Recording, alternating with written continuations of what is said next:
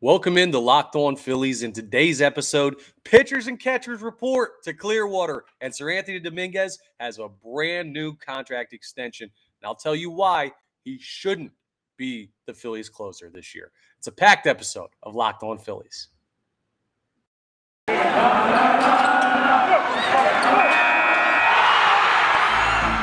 You are Locked On Phillies, your daily Philadelphia Phillies podcast. Part of the Locked On Podcast Network, your team every day.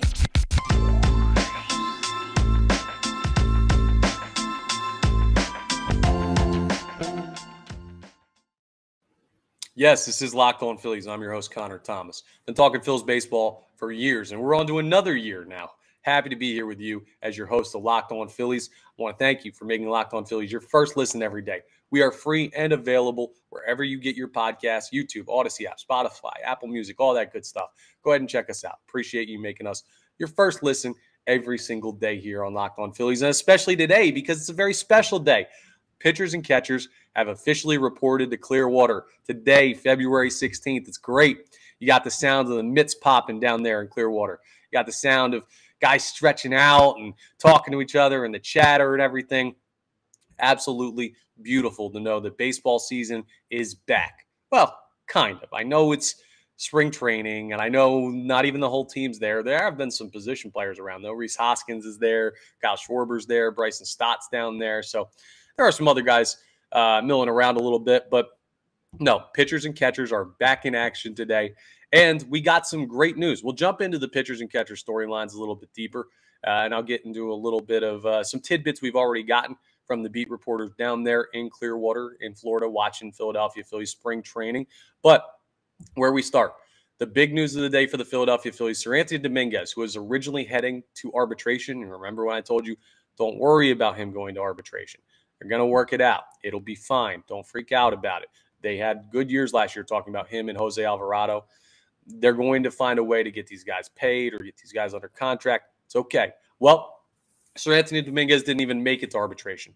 He's got a brand new 2-year extension with a club option for 2025. So Seranthony locked down through 2024. So the next 2 seasons are locked, and the Phillies will have the option in 2025, which is great. It's great to have that club option because you're looking at an opportunity where he could earn it over the next 2 years and throw really well like he did last year. Or those injury issues, if they pop up, hey, you can cut ties after 2 years. But it's a great signing for the Philadelphia Phillies. Seranthony Dominguez is only 28 years old. I know he's had arm issues. I know he's had injury trouble. Everything going on with that. But last year, you saw what we've known for years. When he's available, he's absolutely nasty. He is your best right-handed relief pitcher in this bullpen. And to know you got him locked down is great. The actual terms of the contract as far as the monetary value of it has not come out yet. I'll update you on that when we get that information. But right now what we know, Seranthony Dominguez got paid, got 2-year extension with that club option for 2025. And it's great. Super talented. This is a great deal for both sides. He gets the money he earned last year during a great run for the Philadelphia Phillies and being part of one of the best bullpens in baseball. And the Phillies get themselves a happy and locked down best right-handed reliever in their bullpen. So let me now tell you why he should not be the closer for the 2023 season. I know what you're thinking. Hey, they just paid him. He's really good in that closing role. If he's your best right-handed pitcher, and honestly, probably the best pitcher in this bullpen overall, why wouldn't you have your best arm closing? There's a couple reasons why he shouldn't be. The first one is a name, Gregory Soto.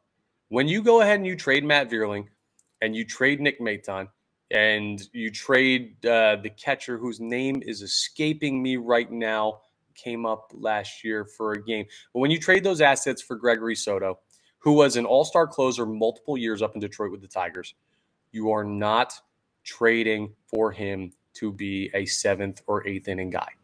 Gregory Soto should absolutely be the Philadelphia Phillies closer for 2023.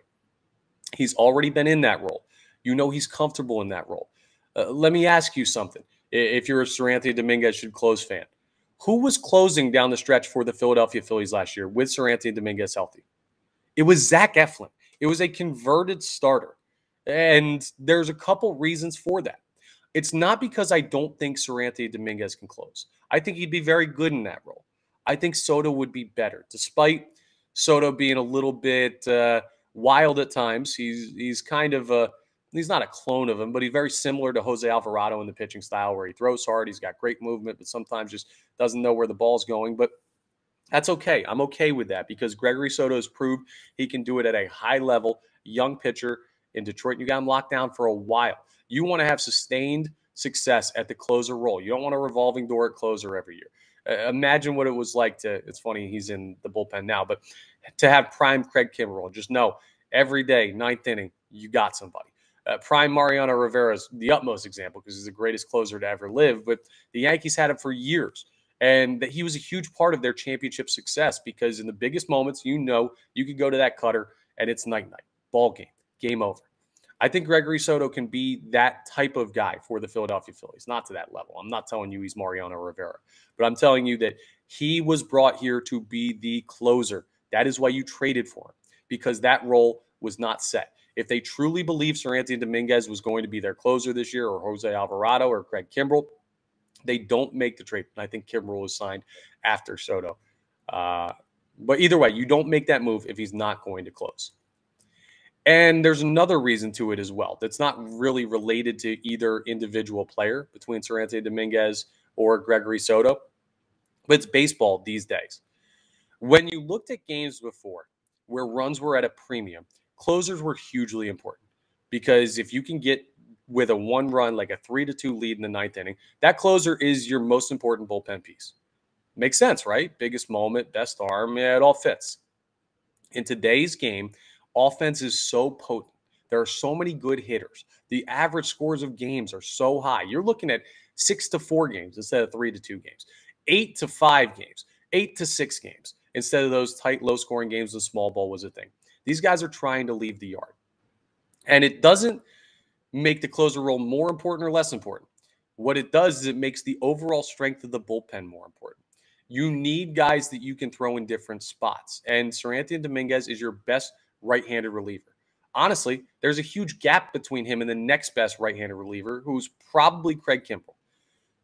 So you look at the gap between lefties and you say Gregory Soto and Jose Alvarado, not as big of a gap as there is from Seranthony Dominguez to Craig Kimbrell.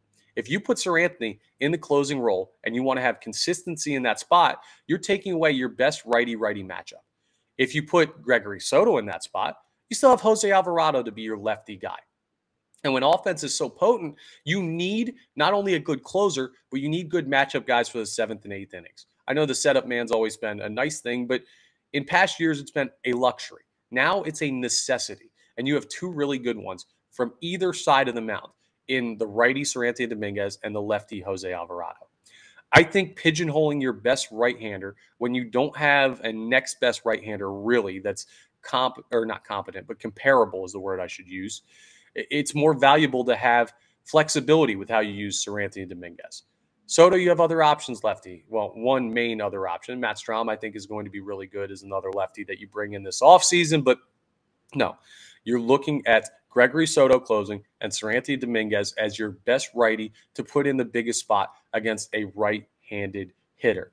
It's just modern baseball. Anytime there could be a big inning of 2-3 runs, where in the past, even if you have a blow-up inning, well, people are going to play small ball and they're going to eke out 1 or 2 runs, and that's going to be a game changer. Now you need to have guys ready at all times to shut down a big inning, and Seranthony Dominguez is one of those guys. Gregory Soto fits so much better in the closer role than me. I'm dying for the Philadelphia Phillies to have a closer that they can lock into that role, and I think he's their guy. So Seranthony Dominguez, great new contract. Awesome. He's going to be a huge part of this bullpen. I don't want him closing because his value to me compared to the other righties that you have available is more than Soto's. And again, that doesn't mean the closer role is less important. It means that Seranthony Dominguez, how he fits on the landscape of this team and this bullpen, it makes more sense to have him as your setup guy or as your righty specialist in your biggest moments. So yeah, it's a great signing. The bullpen got stronger for the next couple of years because of it. And it's another move that shows you the Philadelphia Phillies are doing everything right. It's easy to say before they take the field this year to say that all these signings look really, really good. But on paper, we'll just say they look amazing. Love that he got that deal. Feel really, really good about it. Coming up next, we're going to jump into the news that we've gotten so far from pitchers and catchers reporting. Right now, as I record, this is right around noon Eastern Standard Time. So there's going to be some stuff that comes out throughout the day. But there's something that's very, very interesting to me, and I'm going to read into this a lot, some breadcrumbs as to why a young pitcher is being poised to make his debut. You know who I'm talking about, but I'll break it all down next as we continue Locked On Phillies. Let me tell you about our friends over at FanDuel Sportsbook. You know FanDuel, and it's midway, I should say, point of the NBA season. It's here, and now's the perfect time to download FanDuel, America's #1 sportsbook. Sixers just finished up their first half. Take a look at some of their futures on FanDuel. They're playing really well. They're the 3 seed in the East right now. They've been as hot as any team in basketball over the past 2 months. This team's going to make some noise down the stretch. You want to take them to win the Atlantic? Go for it. You want to take them to win the East? Man, you could probably get pretty good odds on that for a team that has 2 MVP caliber players in Joel Embiid and James Harden. Check it out. And new customers now get a new sweat first bet up to $1,000. That's bonus bets back if your first bet doesn't win. Just download the FanDuel Sportsbook app. It's safe, secure, super easy to use. You can bet on everything from the money line to point scores, threes, drain, futures, like I just told you. Plus, FanDuel even lets you combine your bets for a chance at a bigger payout with a same-game parlay. So don't miss the chance to get your no-sweat first bet up to $1,000 in bonus bets when you go to FanDuel.com/lockedon. That's FanDuel.com/lockedon to learn more and make every moment more with FanDuel, an official sports betting partner of the NBA. Okay, with pitchers and catchers reporting, we've already seen some pictures. It's great. I love it. I'm just getting all jazzed up seeing pictures of the new guys, Taijuan Walker down there getting ready to throw. The old guys, Aaron Nola, Zack Wheeler, and all these guys returning back to Phillies spring training. And there's something very interesting that's caught my eye that's more than the photo or more than anything. I'm going to read into something a lot here, but bear with me. I can't talk enough. You're going to get sick and tired of hearing me say the name Andrew Painter. Well, maybe not, because I think he's going to be really, really good this year. I said today on 97.5 The Fanatic on the John Kincaid Show, and you know what?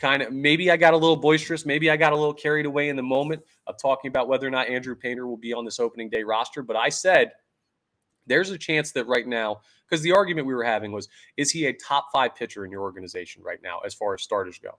And I think he is. I even said he could be a top 3 pitcher right now in this organization at the age of 19.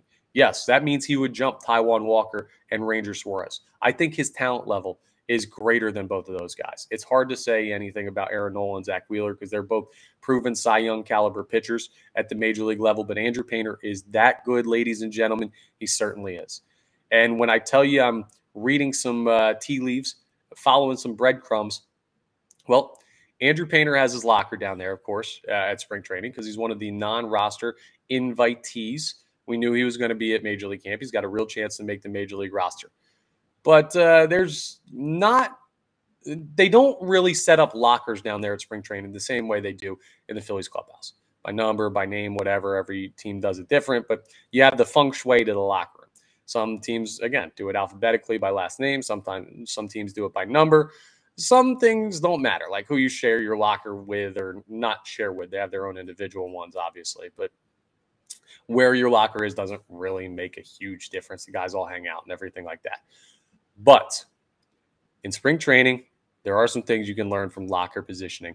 And we found out today where Andrew Painter's locker is going to be. Right next to Zack Wheeler.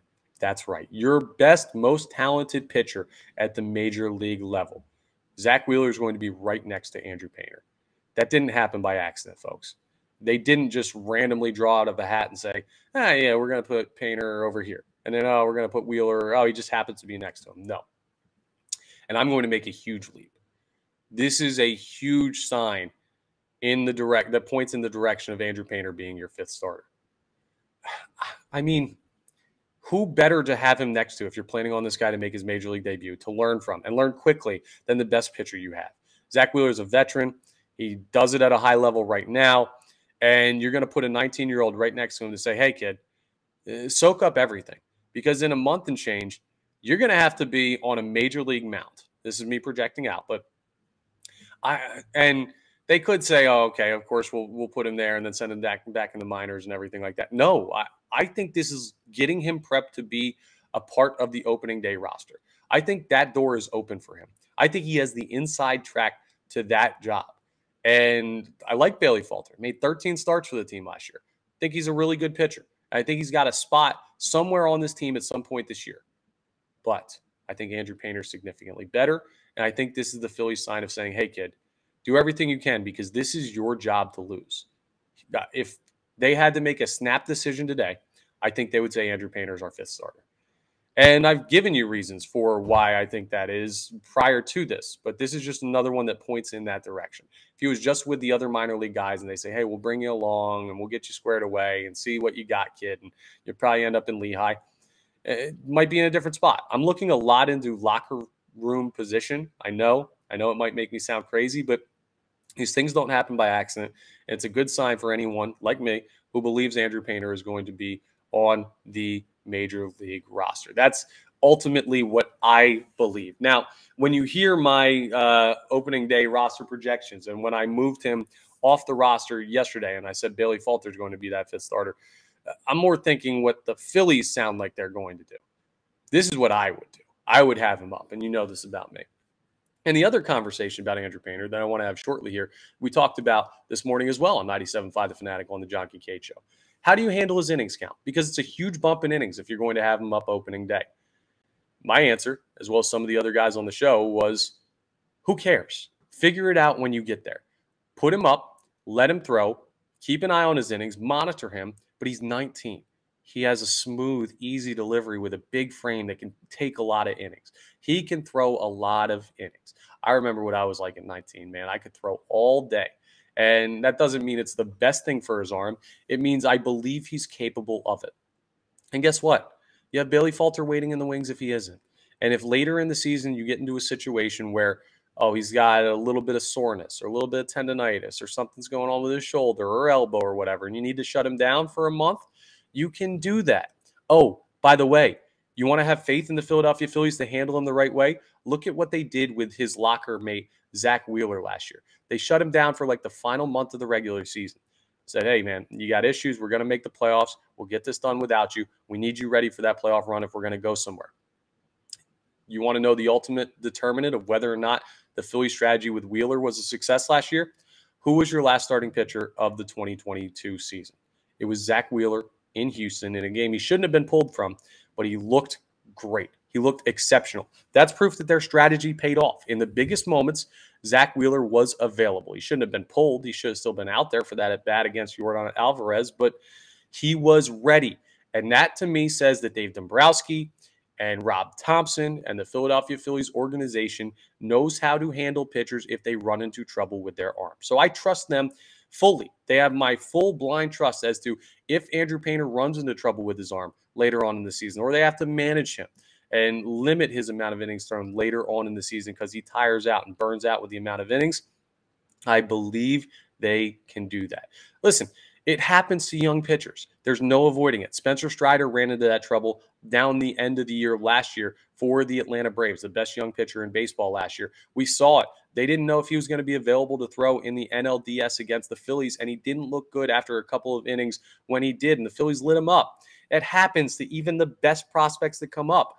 But do you think the Braves would have been better off without Spencer Strider last year? Absolutely not. And I don't think the Philadelphia Phillies are going to be better without Andrew Painter this year.